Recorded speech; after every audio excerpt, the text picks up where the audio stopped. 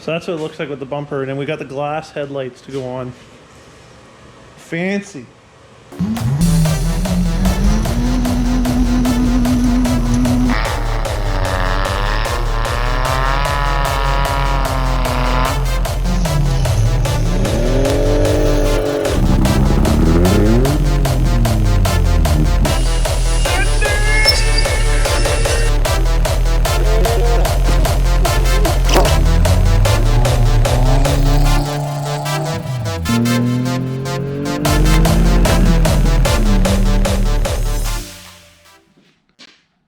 Well, I made it over to Zach's. Maybe we might put these two together. Depends if you got yourself the right bolts. I hope so. I don't know, I got a bag full of parts and bolts that came from Calgary with our buddy Cody Bunting. What a nice guy to pull that stuff for us. And well, maybe it's time. I don't know if I've ever went fully in depth with this thing yet. I don't think so. I don't think so either. Apparently, some people actually want to hear more talking in my videos about the stuff we're doing. Isn't that crazy? I thought that was the most annoying part. Don't we have to know what we're doing to talk about what we're doing? Yeah, we usually wing it, so a lot of my not talking happens because we're learning as we go.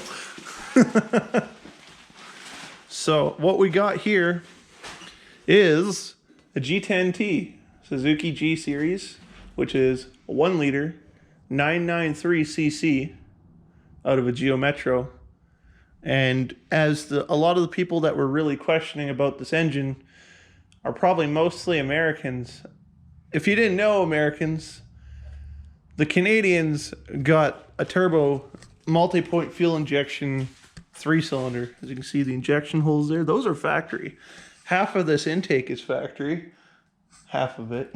Yeah, only half. Right up to that mark and inwards. Well, this one, I don't, should we say heavily modified? Because I don't know how modified we made it.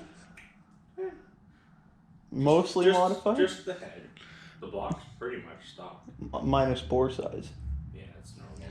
I think I did the math like 2 years ago and it worked out to like 1,003 cc. All I know is it wasn't enough to round it up, which I wanted to call it a 1.1 liter, but it's still just a 1 liter. I have to round it down now. But what we got is the block has been bored to 75 millimeters, I believe, in diameter. Is that what it would be? I don't know. Because that's what I was told. I've never actually measured these pistons. I do have one laying around I can measure to get the accurate whatever. Anyway, the only thing done to the bottom end is it's bored out. And we have larger pistons out of a Suzuki Grand Vitara, which I have been told shares the exact same piston style as a Honda D Series 1.6 liter. The G16, which is the Suzuki 1.6 liter out of the Grand Vitara and other alike, have the 75 millimeter piston. The Honda also shares the same wrist pin and deck height. So the pistons are basically the same height. So I actually have the Vitara pistons with the Honda rings is what it is in this.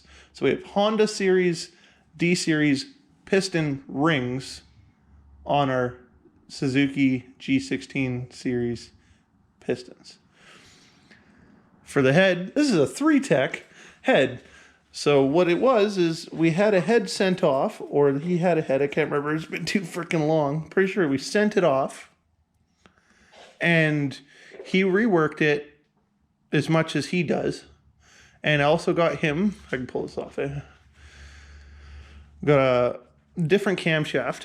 This one, I will have to look at the specs. I'll insert them here if I can find them. It's because it's been so long I can't fucking remember the specs. But what he does is he adds material and regrinds it. So this is a used but new camshaft. We just have a stock cam gear on there for now. It did come with a 6-degree advance, but it was using the wrong teeth. These if you didn't know from the older models, I think I took those back. They're not here anymore. No, they're gone. Yeah, so if you look at how they're rounded, on the older generations, what this engine normally is, they actually have a square tooth.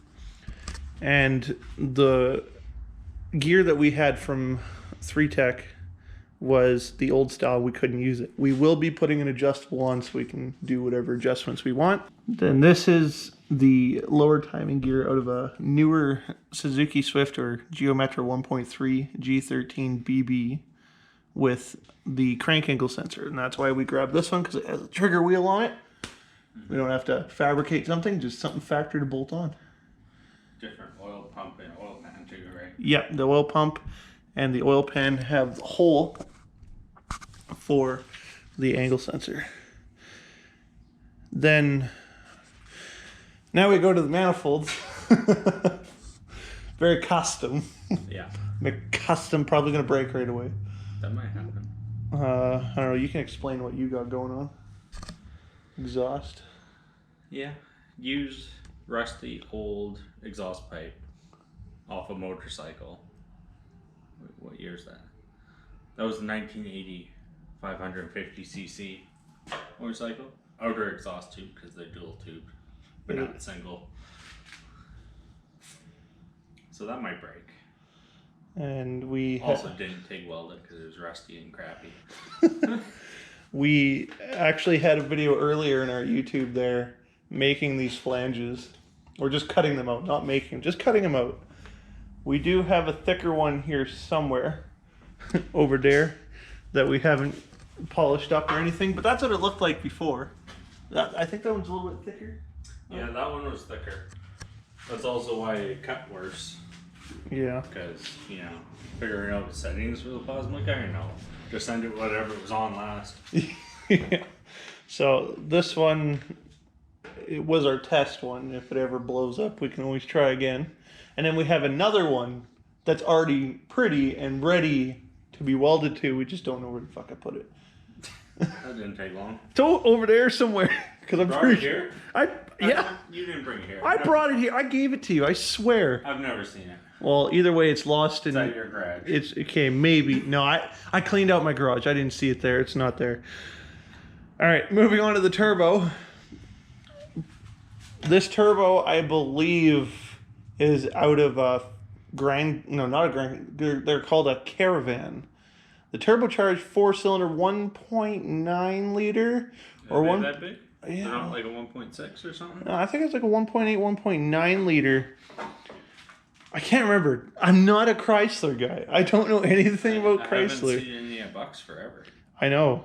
So this turbo, we believe, is off of one of those. Yeah. Don't know. We were supposed to use the same one that the other car has, the convertible. But the one we got was cracked everywhere and probably never made boost its entire life. Yeah. And Zach got his hands on it and we dimpled it. It turns still, so that's a good sign. Yeah, it means I haven't just pushed compressed air through it too much yet. Yeah, we're hoping that makes some good sounds, all that dimpling. Yeah, or it does nothing. Or it does nothing. You know, golf ball effect or nothing, sure. And the start of the downpipe, which this is internally wastegated. I can't remember why you did the two pipes. Better flow out of the turbine. Oh, they're tight. they're Why would I have done that? They're TIT tight. Yeah. Torque to spec, you can tell because it doesn't come off with your fingers, right? Torque to spec's anything tighter than finger tight.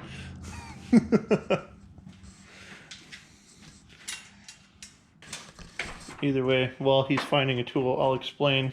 There's two pipes side by side, and he took away the gap in the frame. One more. Oh, you had all the bolts in. Look at that. Oh my gosh. Longer extension. And the wastegate is on this side of the turbo, which is internally, or there's the actuator, the rod, to lever. The whole thing moved. Okay, so that was on tight, but this isn't. So there's the divider inside. This side's for the wastegate. This side's for the main exhaust. So I'm not a fucking genius. Just pop that off. I'm not a genius, but anyway, this is what restricts how much your turbo spins and how much boost you get. It opens up as it reaches Boost. Yeah, as it reaches boost. And you could have it all in the one, but like he said, it just increases airflow as it opens. Well, just more efficient. And we'll move to the intake, and this is just something that we wanted to try. We wanted to, so the Mark 1s, which were sold in the States, Mark 1 turbos, they came with a hemispherical head. This one is not. This one is a big bottleneck when it comes to making power with this engine. The first gens actually came with a center feed intake manifold with a normal plenum on it. We said, hey, let's make a center feed, but do it really fucking weird for some reason. It's better. Maybe. Based on my guess. Yeah, it's estimatedly better. And what it is this is some intake tubing, aftermarket for what, the cold air intake on a G35? No. Or was it a Honda? I want to say it was a random Tiburon one that I had laying around. There we go. Hyundai Tiburon cold air intake tube to make this, to some random sheets of aluminum onto the factory intake runners. Yes. With a flange that he created. And the flange we had to create because the throttle body is actually off of a Chrysler, was it a Sebring or Intrepid? Either way, it was one of those with the 4-banger in it. Yeah. Was it a 4-banger? It was a 4-banger. With plastic manifold. Yeah, with a plastic manifold. So we took the throttle body because it was close enough to the size that we need, and it has an electronic idle air control. Yes. Well, with that out of the way, Paul was nice enough to go out to Calgary since he needed some stuff from a guy that we know named Cody Bunting. And Cody scrounged up a few starters and some bolts and some shift rods for me. Now we can put this car on the engine. Or the engine in the car. I don't know if the car or if the engine's big enough to say you put the car on the engine. It's pretty sad when the turbo is like half the size of the engine. And it's a small turbo. And it's a small turbo. Like, look at that. So tiny. This thing, so tiny. And we're trying to make roughly over 50 horsepower a cylinder. Oh, God. Put that one there instead. I got an engine on that turbo. All right. We're talking aside about this engine. Now we're just going to, because we don't have an engine crane, we're going to try using this as an engine crane. It'll probably just be easier to pick it up by hand and put it in.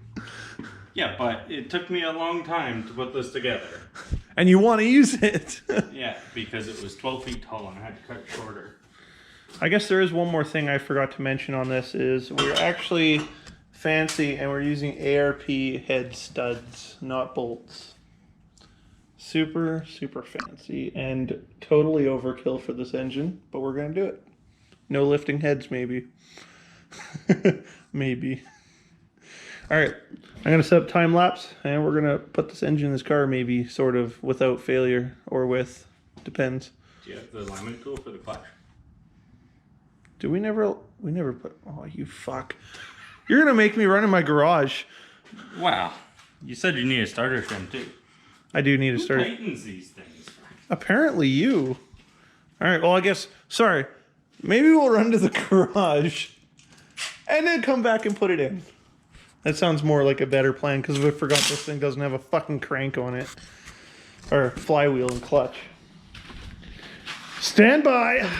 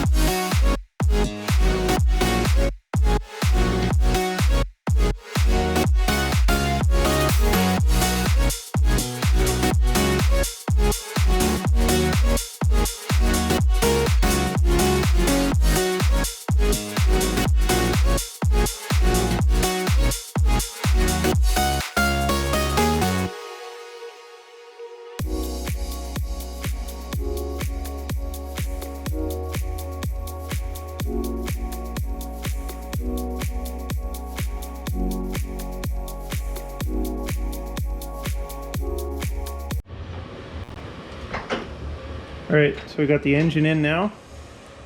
And the starter. We had to look for a few bolts because I forgot that I needed the mount bolts that are on the block and transmission, but we found stuff that works. We'll only have to replace one later. Keep that in the video so I can remind myself, right? He's going to put the intake and exhaust back on to see how everything fits in the car again, with it actually on its motor mounts, because I believe when he built it there was no engine mounts in this thing at all. It was just free floating. Maybe. Can't remember, it's been a long time. So basically what we just did, we extracted the dowels out of there.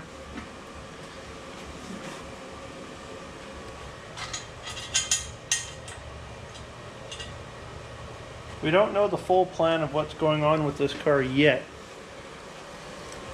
I don't know, some ideas down in the comments would be pretty sick. Some of the ideas we do have a roll cage going in. You can see part of the cage there. It's out of a CRX, we're going to make it work. I don't know how much interior we're going to run. I want to run a carpet at least, because, you know, keep dust down. Look at that, I think that's the nicest part of the whole thing. You finally repainted the whole thing? Well, I ran out of paint when I was trying to paint where I welded, so... So when did you repaint the whole bash bar? Well, like 2 or 3 days ago. That's why it's still smooth in here. Oh, that's what you painted. So yeah, he notched out the crash bar here. This is awesome. I finally found something to talk about. So when we were doing the turbo, we were like, why not do a long tube turbo exhaust manifold? Because fuck you, that's why we're doing it, I guess. There was not enough room. I think You also couldn't clock this turbo. There. Because of this. Alright, so that's a great reason. We could not clock the turbo because of the wastegate actuator. So Zach notched out the crash bar and it came out very nice. Another reason why we made it kind of a long tube and pulled the turbo away from everything is so we couldn't bake the exhaust, or didn't bake the oil filter on. It looks like we'll be able to get an oil filter on there. Didn't have an oil filter on there when we were trying everything up. Because we had a different engine in here for mock-up. I did want to do a fender exit, but you have to go through frame to do a fender exit on here. Yeah, there's no fender. Unless you did the front fender. Yeah, the front fender. It'd be like here. I've seen people do it down here and stuff. 45 and then another 45. Yeah, we could, but you know, radiator. Somehow make solid engine mounts that don't break. Yeah. Because there's a guy down in the States that took a throttle body injected one, and he did that. He did a fender exit. It went out that way, I believe. Mm-hmm. Yeah. But this car, the radiator is actually notched over. The radiator used to mount here and here, but now it mounts here and here. I pretty fully plan to cut that off. It's done terribly. Yeah, well, it's still going to be shoved over. Do we have the intercooler? We can just mock up the intercooler really quick. Well, apparently I've never done it when it was on the car already. So this intercooler, because I bet you somebody's wondering, where the fuck did you get that intercooler? It fits perfectly between the frame rails, and they come straight back. This is actually off an SRT4 Neon. So a Dodge Neon turbocharged.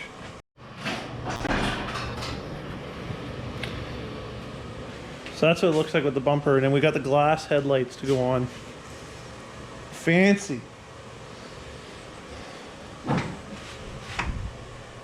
I don't know if I missed anything on this car. If there's more questions that you have about this car, feel free to put them down in the comments. I can answer almost anything. And if I can't answer it, I'm going to ask Zach. Hey, Zach, what's blah, blah, blah? And he'll tell me so I can tell you.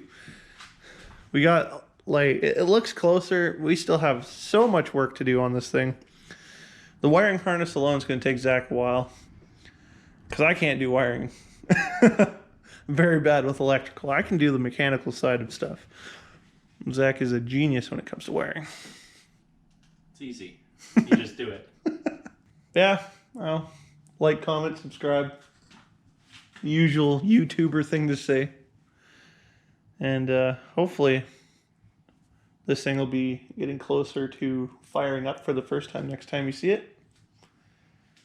We're going to try and do that ourselves. Pray to God that we're going to actually do it right. I've never messed with tuning software in my life. There's going to be a lot of research to go into it. All right, take care, guys. Won't you take me home and give me wings to fly? We can breathe.